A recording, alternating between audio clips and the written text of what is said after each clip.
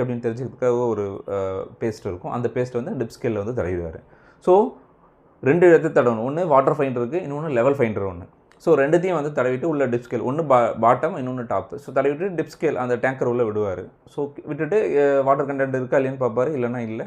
So level என்னவோ அதை note down பண்ணிப்பார். So இது மாதிரி ஒரு அந்த 4 டேங்கருக்குமே பண்ணணும்.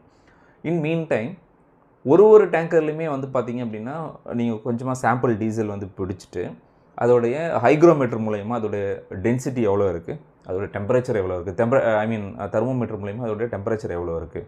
ஸோ அதோடைய ஸ்பெசிஃபிக் டென்சிட்டி ஆர் அதோடைய ரிலேட்டிவ் டென்சிட்டி வந்து பார்த்திங்கன்னா ஃபியூலோட ரிலேட்டிவ் டென்சிட்டி வந்து பார்த்திங்கன்னா ஹைட்ரோமீட்டர் மூலயமா செக் பண்ணுவாங்க. ஸோ இந்த 2 விஷயம் எல்லாம் முடிஞ்சதுக்கப்புறம் திருப்பி வந்து பார்த்திங்க அப்படின்னா அந்த லெவல் நீங்கள் டிப் லெவல் ஸ்கேல் இருக்குல்ல, அந்த டிப் லெவல் ஸ்கேலில் இருக்க அந்த லெவல் நோட் டவுன் பண்ணிப்பீங்களா, அதை வச்சு அவங்கள்ட்டே அந்த சார்ட் இருக்கும். அந்த சார்ட்டை வச்சு